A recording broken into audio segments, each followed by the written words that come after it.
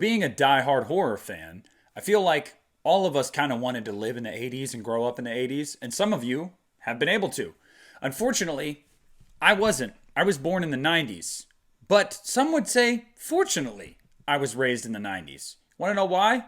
Because there were some banging movies in the 90s, believe it or not. So, what are my 10 favorite horror films from the 1990s? Well, look no further than right here.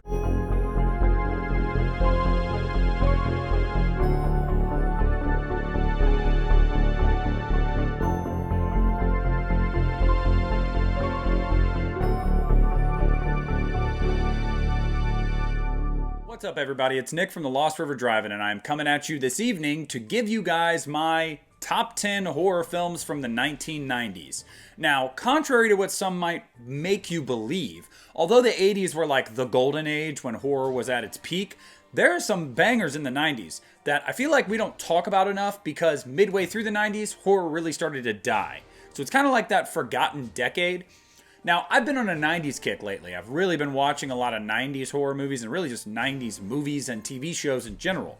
Nostalgia, whatever, I can't help but gravitate toward it. That's the stuff I remember from my childhood. So I thought, why not put together a list of 10 to 1, and all of these being movies that I really, really enjoy. So 10 doesn't mean I don't enjoy the movie, it just means it's a big gap between 10 and 1. So without further ado, let's give my list. So coming in at number 10 is going to be Night of the Living Dead from 1990. Now, obviously everybody knows the original classic is a classic. I mean, it's one of the greatest zombie movies of all time. Romero is a genius. We could talk all day about that. But I don't think we talk about Night of the Living Dead from 1990 enough. This was one of the first zombie movies I saw, and then right after that, not long after that, I saw Dawn of the Dead from '04, both of which are super solid remakes. I feel like everybody talks about Dawn of the Dead and doesn't really talk about Night of the Living Dead as much. So I had to give Night of the Living Dead its due.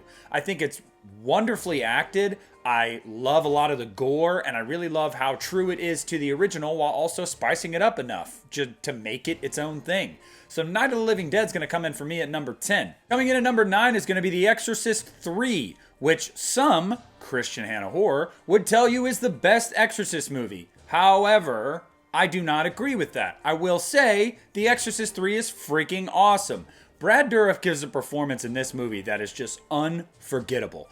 I mean, I've seen this guy in so many things, as we all have, and you think that you've seen the best Brad Dourif performance, and then you'll watch this if you haven't seen it already, and you're like, you know what? No, that might be the best Brad Dourif performance. I mean, it's fantastic. I think that the slow burn style of this movie works to its advantage. I think separating it from The Exorcist just enough until the end actually worked in its favor. I didn't need it shoehorned in with that connection at the end. It works, but I think the movie's at its best when it is its own thing, non-reliant on what came before it.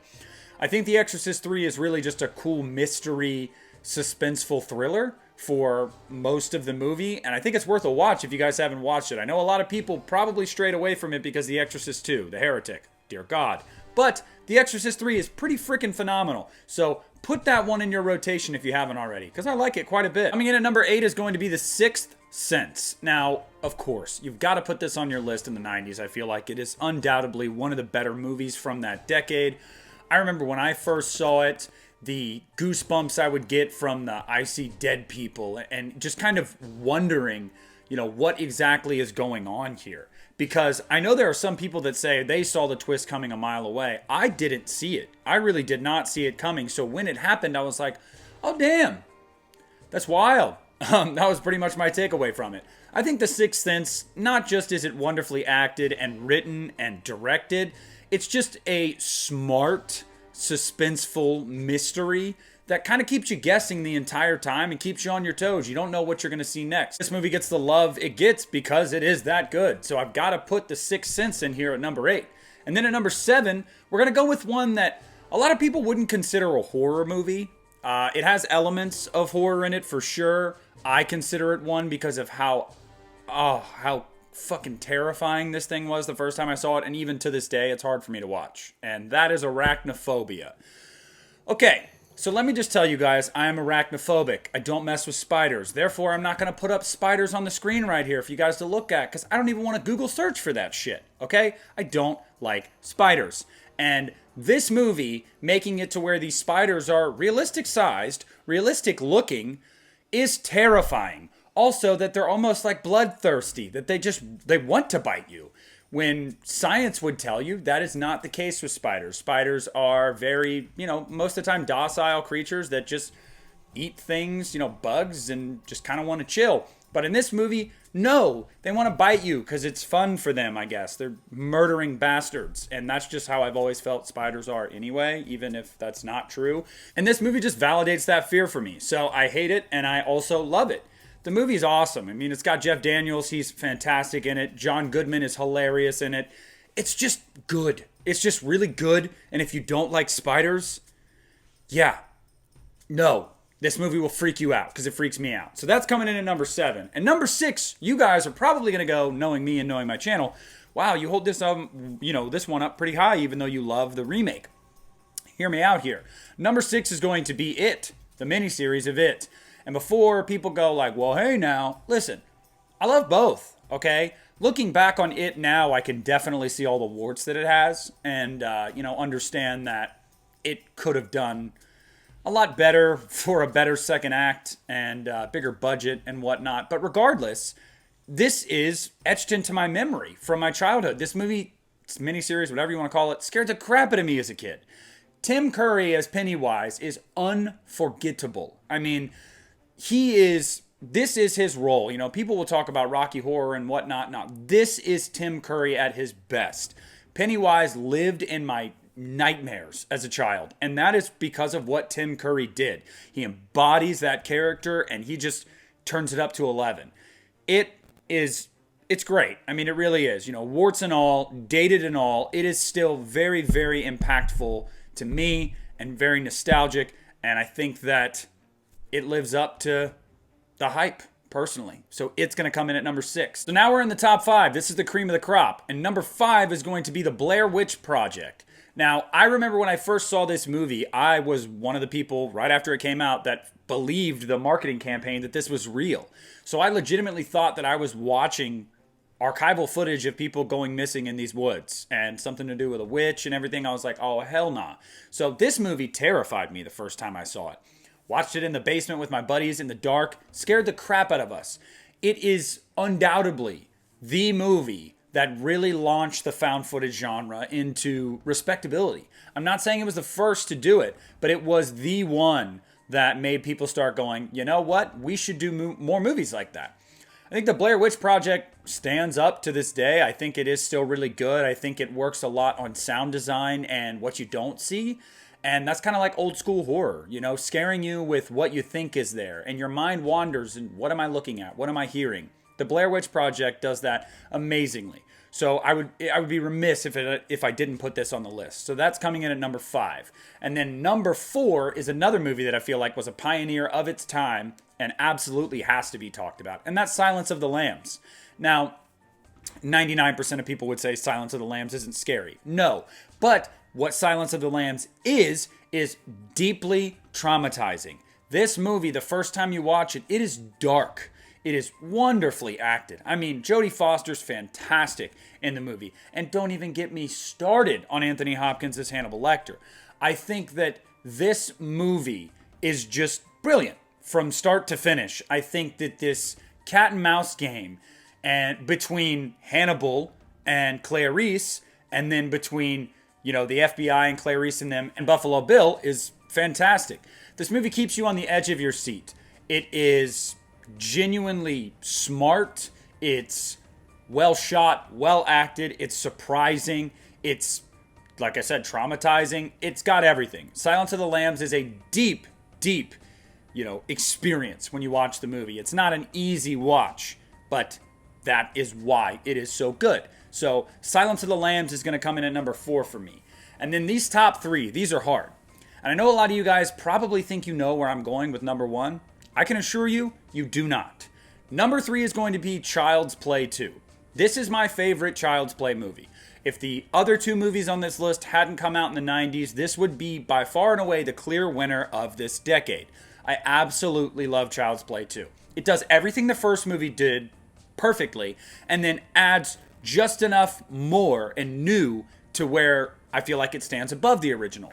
With the addition of Kyle and having that camaraderie between her and Andy, you give you another character that you really get invested in, and you want to see them both live. You get more Chucky. And I know why the first one isn't that way, because you want to shroud your monster until, the final act or whatever. But in Child's Play 2, the doll's out of the bag. So why not just let Chucky run around this entire movie, give one-liners, but also still be unsettling and kind of freaky? I think Child's Play 2 is great. And the ending of this movie, the third act of this movie in the factory, is just peak Chucky. I mean, I cannot stress enough how amazing the end of this movie is. So for me, Child's Play 2 easily is number 3. And number 2, one that you guys were probably thinking was going to be number 1, it's not. Number 2 is Scream. And before I get people in the comments saying, oh my God, Scream is absolutely the best of the 90s. You don't know what you're talking about. Are you on crack? I'm not. But look, Scream was also a pioneer. It reinvigorated the slasher subgenre. It is the reason that we got Halloween to come back, that we got Nightmare to come back, that we got Friday to come back. It is the reason for all that, okay? Scream is that. It's the reason for I Know What You Did Last Summer and Urban Legend and all that kind of stuff. It's amazing. I have no knock to give on Scream. Scream is what it is. I feel like most horror fans, even if you're not a Scream fan, the franchise, you give Scream 1996 its due because it is just that good. And we would be remiss as horror fans if we didn't give it its due. So I don't really have anything else to say about that. But drum roll for number 1. And coming in at number 1, the GOAT of the 90s, in my opinion, is Candyman. Candyman was a movie that I watched as a kid, and I fell in love with this movie. I mean, Virginia Madsen, gorgeous and fantastic in the role. Tony Todd is Candyman. He is 1000% Candyman. It's what he will always be known for. The score by Philip Glass is one of the greatest scores ever. I feel like it's inarguable. Even if you're not the biggest fan of the movie, the score is phenomenal. I love the social commentary. I love the gore and the relentlessness of Candyman. And I love seeing how that legend impacts all these people. And I've always loved urban legend stories like that. We all did as kids. We would go in the bathroom with our friends and we would say Bloody Mary in the mirror. And we would hope that some bloody bitch didn't come through the mirror and kill us. But at the same time, we would kind of hope they did because we wanted to be scared. And it was weird, right? Candyman is the embodiment of those fears from your childhood.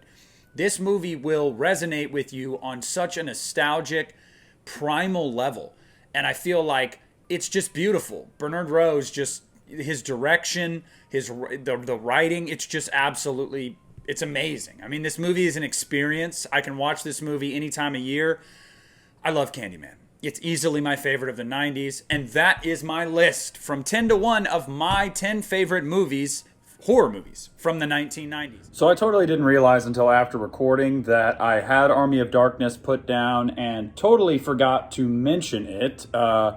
I wrote 11 because I'm a dumbass. Army of Darkness absolutely would be on this list and would take the place of another one of these movies. So yeah, sorry about that. Army of Darkness deserves to be on the list. Let me know down below in the comments section what your guys' 10 favorite horror movies of the 90s are. Do you agree with my list? Is your list completely different? Why am I right? Why am I wrong? Why do we care? All those questions. Answer them and discuss them down below in the comments. Thank you so much for watching. Leave a like on this video and subscribe to the channel if you haven't already. I appreciate it. And this is Nick at the Lost River Drive-In, and I am pulling out.